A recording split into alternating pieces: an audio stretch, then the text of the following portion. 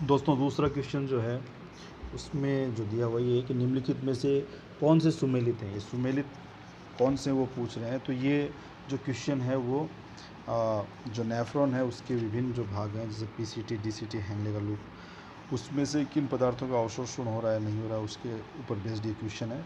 तो इसमें सबसे पहले हमको पता होना चाहिए कि जो ग्लोमेरुलर फिल्ट्रेट है, जो ग्लोमेरुलर से छन कर बोमन कैप्सूल में आ रहा है और आगे विकी नलिका में बढ़ता है, वो जो फिल्ट्रेट है उसमें क्या होता है, उसमें रुधिर के जो कण हैं जिनको हम ब्लड कॉर्पस्कल्स बोलते हैं उनको छोड़ देते हैं, और जो इसमें नॉन डिफ्यूजिबल प्रोटीन्स हैं उनको छोड़ देते हैं। तो जो शेष बचा हुआ जो प्लाज्मा है उसमें जितने भी घटक होते हैं वो सारे घटक उस ग्लोमेरुलर फिल्ट्रेट में होते हैं।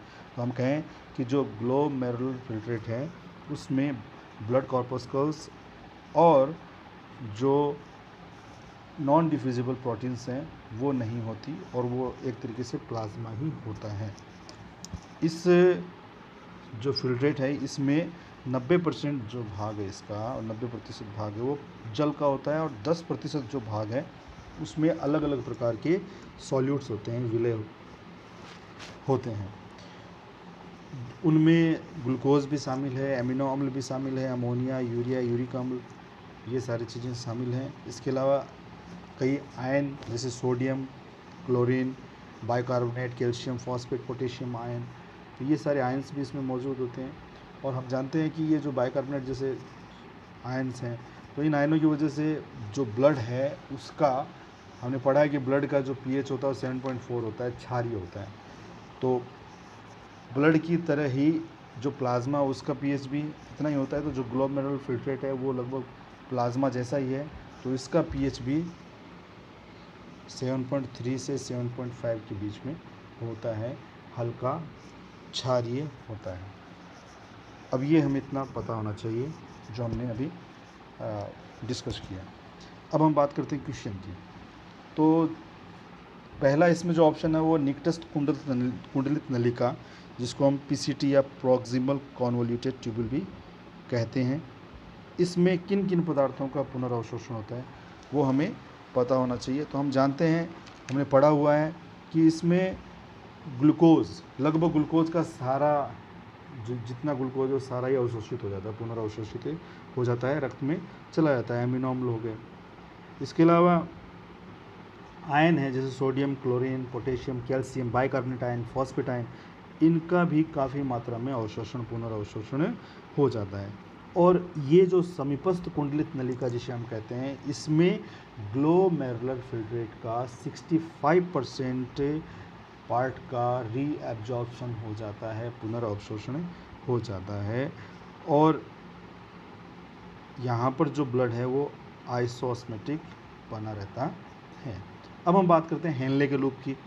अब ये जो हेनले का लूप है उसकी जो दीवार है, जो उसकी अवरोही भुजा की दीवार अगर हम बोलें, डिसेंडिंग लिम्ब की जो दीवार उसको हम बात करें, तो बहुत ही अधिक जल के लिए बहुत ही अधिक पारगम्य होती है। लेकिन यूरिया और सोडियम जैसे अन्य, यूरिया हो गया, सोडियम हो गया और अन्य कई आयन हैं, उनके लिए बहुत कम पारगम्य होती है। तो केवल इसकी पारगम्यता जल के लिए बहुत ज़्यादा होती है। इसकी वजह से अब होगा क्या, इसकी वजह से ये होगा कि जो फिल्ट्रेट है, जो ग्लोमेरुलर फिल्ट्रेट है, उसमें से जल की काफ़ी मात्रा बाहर जो टिश्यू फ्लूइड है उसमें चला जाएगा। इसकी वजह से जो ये जो फिल्ट्रेट बचा वो बहुत कम मात्रा में बचता है, क्योंकि जल का अधिकांश भाग है जो वो टिश्यू फ्लूइड में जा चुका है। अब जो ये फिल्ट्रेट बचा वो कम मात्रा में बचा, इसकी वजह, अब इसमें से जल निकल चुका है, इसकी वजह से यह हाइपर ऑस्मेटिक हो जाता है, उच्च परासरणीय हो जाता है। तो जैसे ये ऑप्शन में दिया हुआ है, हेनले का लूप उच्च परासरणता को बनाए रखने का काम करता है, तो ये ऑप्शन सही है। अब हम बात करते हैं दूरस्थ कुंडलित नलिका की। अब जो ये दूरस्थ कुंडलित नलिका है ये क्या काम करती है, यह पोटेशियम, क्लोरीन, ये जो आयन हैं इनके लिए फैसिलिटेटेड डिफ्यूज़न और सोडियम आयन का एक्टिव ट्रांसपोर्ट के द्वारा डिफ्यूज़न करके वासा रेक्टा में पहुंचाने का काम करती हैं। यानी यहाँ पर हमने, भाई मेरा कहने का मतलब ये एक्टिव ट्रांसपोर्ट फैसिलिटेटेड डिफ्यूज़न, जिसको हम सुसाध्य विसरण शब्द प्रयुक्त करते हैं, इसका मतलब परिस्थिति के अनुसार सोडियम का, पोटेशियम का, क्लोरीन का, इन सब आयनों का अवशोषण होता है, पुनर्अवशोषण होता है। और जल का भी यहाँ पर परिस्थिति के अनुसार ही पुनर्अवशोषण होता है। इसलिए ये जो ऑप्शन है कि दूरस्थ कुंडलित नलिका में सोडियम और जल का परिस्थिति के अनुसार पुनर्अवशोषण होता है, ये भी सही है। अब चौथा जो ऑप्शन है इसका, संग्राहक नलिका, कलेक्टिंग ट्यूबुल या कलेक्टिंग डक्ट जो होता है, ये पीएच को बनाए रखने का काम करती है, जबकि वास्तव में जो कलेक्टिंग डक्ट जो है इसका काम है जल का पुनर्अवशोषण। मुख्य काम इसका है जल का पुनर्अवशोषण। जल जो इसमें अतिरिक्त मात्रा में जो मौजूद है उसको पुनर्अवशोषित करता है। इसलिए जो इसकी दीवार जो होती है वो जल के लिए बहुत ज़्यादा पारगम्य होती है।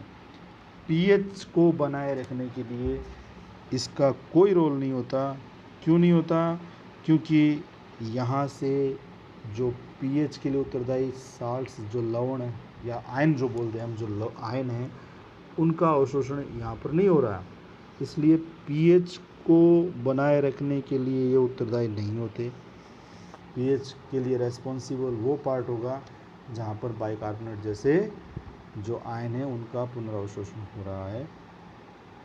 इस प्रकार से हम देखते हैं कि जो ये चौथा ऑप्शन है ये यहाँ पर गलत है। और इस क्वेश्चन का जो सेकंड ऑप्शन है कि ए, बी और सी, ये तीनों पार्ट इसके सुमेलित हैं, डी पार्ट सुमेलित नहीं है, क्योंकि ये केवल जल के पुनर्अवशोषण के लिए ही रेस्पॉन्सिबल है। मोस्टली पीएच को बनाए रखने में इसका कोई रोल नहीं होता। Thank you.